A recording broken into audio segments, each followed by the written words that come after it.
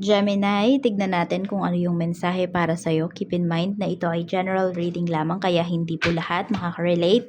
Pakilawakan ang isipan at kung hindi ka pa nakasubscribe dito sa ating channel, please subscribe and hit the bell button para lagi kang updated every time na meron tayong uploads. Kung nais mo namang mag-avail ng ating private readings, ng ating rituals at ng ating QR products, makikita mo yung link sa description box. Tarot Intentions by Eliane Reyes. Kung wala ka naman pong Facebook account, naka-deactivated ka, pwede kang mag-message directly sa aking WhatsApp. Nandiyan yung aking WhatsApp number. So, tignan na natin. This is for you, Gemini, Sun, Moon, Rising, and Venus.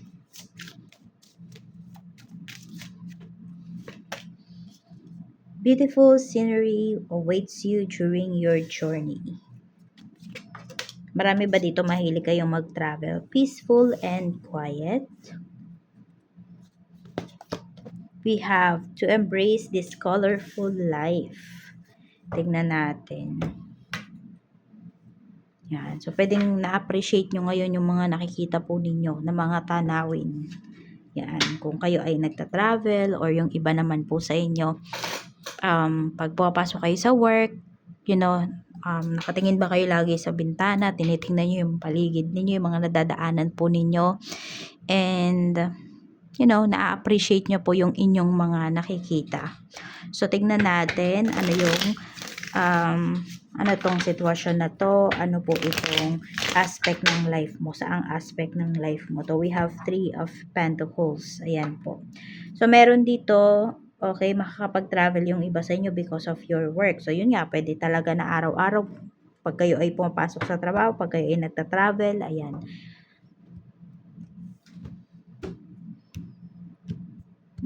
Siguro more on na-appreciate or nalilinawan kayo. Ang dami nyong nakikitang mga eksena pag kayo pumapasok sa work ninyo. So, na-appreciate nyo yung mga, yung araw-araw na nangyayari sa'yo o yung mga nakikita mo. Ganyan.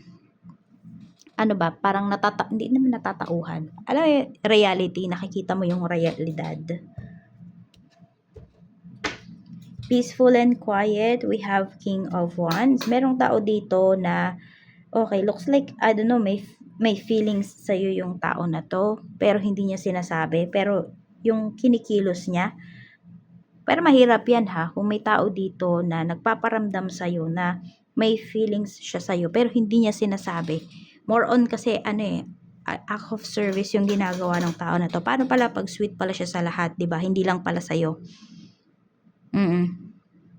So, you ask this person, wag yung, okay, siguro nga talaga baka mahal niya ako, ganito, ganyan. So, hindi. Tanungin mo, wag kang makontento dun sa pinapakita niya. Okay? Tanungin mo siya kung ano talaga yung intention niya sa'yo. Kasi nga yun, yung katulad ng sinabi ko, baka mamaya mabait siya sa lahat, hindi lang pala sa'yo. Tapos, di ba, ikaw, dahil ganun yung pinapakita niya, iniisip mo na may gusto siya sa'yo, ganyan. Tapos, yun pala, wala naman. Kaya, hindi naman sa pagiging OA yan or sa pagiging, tawag doon? Assuming, pero 'di ba? Mas maganda na yung marinig mo mismo doon sa tao na yon. Kaysa ikaw dito, okay, may gusto siya sa akin. Sige, tatahimik lang ako, ganito, ganyan. Or natutuwa ka lang doon sa pinapakita sa iyo ng tao na yon. 'Di ba? Masarap sa feeling kapag may tao na nagseserbisyo sa iyo, 'di ba? We have Death card to embrace this colorful life. So, mas na-appreciate mo nga talaga yung life mo ngayon, yung mga nangyayari sa life mo. Hindi lang yung magagandang nangyayari sa life mo, even yung mga nangyaring hindi maganda sa life mo, na-appreciate mo siya ngayon. Mas ngayon mo siya naiintindihan, Gemini. Tignan natin pagdating naman sa iyong emotions. Okay, we have the Hermit. Marami din naman po sa inyo. Gusto nyo ngayon talaga is mapag-isa. Ayan. Kasi nga naranasan nyo na madami kang kaibigan, pero mga hindi naman pala totoo sa'yo. Kaya ngayon, ayan po, mas masaya ka actually. Marami sa inyo. Iilan lang yung friends nyo, pero masaya kayo. May mga family members kayo dito na iniwasan kasi toxic, pero happy kayo. We have 9 of Swords. Ayan, tignan natin to. Ano ba tong pinag-overthink ka ng karamihan sa inyo? We have the Chariot. Relationship to eh. Or ano, nape-pressure yung iba. Ito, some of you, pwedeng ito is about relationship, about third party. Gemini, meron din naman pong pinapakita rito na about your success. Marami bang naghihintay sa success mo or naiisip mo ba na maraming naghihintay na mag-fail ka pagdating sa mga ginagawa mo? Kaya yung iba sa inyo nape-pressure kayo. Just enjoy your life. 'Di ba? Oo. Yan, meron pa rin kasi napapaisip pa rin talaga kayo na tama ba yung ginagawa mo? Magsasucceed ka ba? So, sabi mo nga, 'di ba? Sabi nga natin dito kanina, may matututunan ka whether pangit or maganda yung nangyari sa life mo or mangyayari sa life mo. May matututunan ka and yun yung mas importante. 'Di ba? At least nag-try ka, you give your best, wala kang panghihinayangan, walang regret na mangyayari sa iyo. Tignan natin. Pero meron kasi dito depressed because of third party. Tignan natin, pagdating naman sa iyong spiritual health, we have Knight of Pentacles. Ayan po. So, meron kayong hinahanap. You know, yung mga pinaniniwalaan ninyo ngayon, feeling mo talaga, Gemini, hindi na siya nagmamatter, hindi na siya align sa life mo. Kaya may hinahanap ka rito. Some of you naman po, maaari na ito is about your spiritual gifts. Oo, gusto mo pa siyang matutunan. Kaya lang, medyo mag-iingat lang po kayo dun sa mga itatry ninyo ha. Yan, sa mga bagay na itatry ninyo, maghanap kayo ng mentor. You know, yung nagre-resonate talaga kayo dun sa tao na yon. Hindi lang dahil magaling yung tao na yon, kung hindi dahil nakaka-connect ka sa kanya. Katulad nito, yung reading natin. 'Di ba? Yung mga, sabihin natin, meron dito, nakikinig lang kasi nare-relax kayo sa boses. O yun. 'Di ba? At the same time, may natututunan ba kayo? 'Di ba? Tignan nyo rin yun. Oo. Hindi lang dahil sa inaantok kayo, nare-relax kayo, para kayong kinikiliti kapag naririnig nyo yung boses, nakikita nyo yung kamay. Yan yung mga madalas kong nababasa eh. Oo. May napupulot din ba kayo na aral, yung tipong ganyan? Or namumulat ba kayo? Or kinukulong ba kayo nung tao na yun sa sa isang sa isang lalagyan, sa isang karapon, sa isang box na kung ano yung sinabi ko, ito lang yung susundin ninyo, yung may ganun ba? So yun, hanapin niyo yung tao na makaka-resonate talaga kayo. Sabi ko nga, hindi dahil magaling siya or hindi dahil sobrang professional niya pagdating dun sa kanyang forte, pero hindi naman kayo aligned, hindi aligned yung frequency ninyo ng tao na yon, ay malaman ko ba may stress ka lang. So, tingnan natin, pagdating naman sa energy ng mga taong makakasalumuha mo, we have the Empress. Meron tayong Nine of Pentacles. Maalalahanin yung mga tao sa paligid mo ngayon. Pwedeng meron dito manlilibre sa'yo. Gemini, ayan. Basta more on, maalaga. Ganun yung nakikita ko. O yun nga, 'di ba? Baka ito yun, yung tao na nakakasalumuha mo. Okay, baka na-fall ka na sa tao na to, pero ganun pala talaga siya. Kaya yun nga, mas maganda kasi talaga is 'di ba? Ginagawa na nung tao na yun, tapos sinasabi niya rin sa iyo. Para alam mo, 'di ba, kung ano ba yung saan ka ba lulugar sa tao na to? Friend lang pala kami. May gusto pala siya sa akin. Tignan natin sa blessings naman na pwede mong ma-receive. Blessings po na pwedeng ma-receive ni Gemini.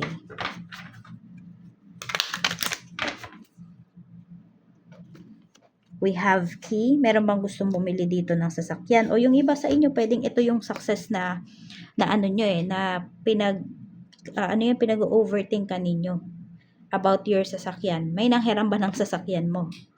Meron naman dito, bibili ba kayo ng sasakyan? Or ina-expect ng mga tao sa paligid mo na ngayon makakabili ka ng sasakyan? Kung hindi ngayong araw na to, ngayong taon. We have flying. So, makakabili ka. Ayan, no? Magtiwala ka lang sa sarili mo at saka maging consistent ka dun sa mga ginagawa mo. Sa mga, alam mo yun, sa mga bagay na makakatulong talaga sa'yo. Pagdating dito sa mga gusto mong makamit ngayon. Ayan, meron din tao dito na masasabi mo talaga na kasama mo sa highs and lows ng life mo. Ayan. Loyal sa'yo yung tao na to. Tignan natin. So, may sasakyan. Ayan, pwede rin na may taong makatulong talaga sa'yo rito para makapunta ka ng ibang bansa kasi may flying tayo rito. Tignan natin pagdating naman sa work. We have 5 of Pentacles. Ace of Wands. Medyo nahirapan nga yung iba sa inyo. Current job to eh. We have Knight of Swords. Hindi ba kayo masaya sa trabaho nyo ngayon, Gemini? Or meron pa kayong other plans pero nahihirapan pa kayo as of this time kung ano ba talaga yung gagawin nyo. Kung may opportunity na dumating daw sa inyo rito, grab nyo na. Oo, grab nyo yung opportunity na yon. 3 of Swords. Stress ka rin kasi sa mga co-workers mo. Okay, na-appreciate mo yung Na-appreciate mo yung trabaho mo. Ang di mo na-appreciate yung mga tao na nagbibigay ng stress sa'yo. Ayan, oh. Gusto mo kasi peaceful lang talaga. Gusto mo ng tahimik na trabaho. Yung makakapag-focus ka talaga sa work. Parang ang nangyayari kasi dito, mas mataas pa yung expectation sa'yo ng mga co-workers mo kaysa dun sa boss mo. Parang ganun yung nangyayari. Pine-pressure ka talaga nila. Merong tao dito sa trabaho mo. Pwedeng mahilig siya sa red na color na damit, ganyan, sa skirt, or sa dress na, basta sa dress, ganun, mahilig yung tao na to. Ano siya, pinihintay nga niya talaga na umalis ka dyan sa trabaho. Tignan natin, pagdating naman sa business, we have Queen of Pentacles, we have 8 of Pentacles, meron tayo ditong Judgment, okay? So, maganda naman po yung inyong business. Maganda yung sales ninyo ngayon. Maraming clients. Ayan po, we have Ace of Pentacles. Marami nga kayong clients ngayong araw na to. So, busy. Napaka-productive ng araw na to para sa inyo. Sa staff naman, we have the World. So, pwedeng sa staff mo, medyo na-overwhelm. Meron lang dito na-overwhelm sa trabaho. Pero happy naman siya sa kanyang work. Kaya wala ka namang magiging problema dito sa sa staff mo. Sa kaperahan naman, kamusta? We have Strength, we have the Star, and we have King of Pentacles. Okay, pinapakita naman po dito may financial recovery na pinapakita. Meron din dito na i-spoil ka. Tao na i-spoilin ka talaga pagdating sa mga gusto mo. Ayan. Meron kasing dito someone na happy siya na nabibigay niya yung mga gusto mo. Okay, 5 of Wands. Ito kasi is okay. Meron kasi dito parang nakikipagpaligsahan sa'yo, Gemini. Kapag may binili ka na ganito, makita mo mamaya-maya or kinabukasan meron na din yung isang tao na yon. Oo.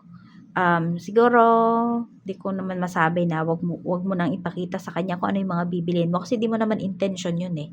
Nakikita niya lang talaga kasi lagi kanyang pinagmamasdan. Lagi kang ini-stalk nung tao na to. Basta lagi siyang nakatingin sa iyo, ganon. Meron siyang inggit na nararamdaman sa iyo. Basta nakikipagpaligsahan kasi. So yun na lang siguro, no? Hayaan mo na yung tao na yun kung siya ay makikipagpaligsahan sa'yo. Basta ikaw, pinipili mo yung gusto mo kasi gusto mo yun, hindi dahil, di ba, meron kang gustong inggitin. So, ayun.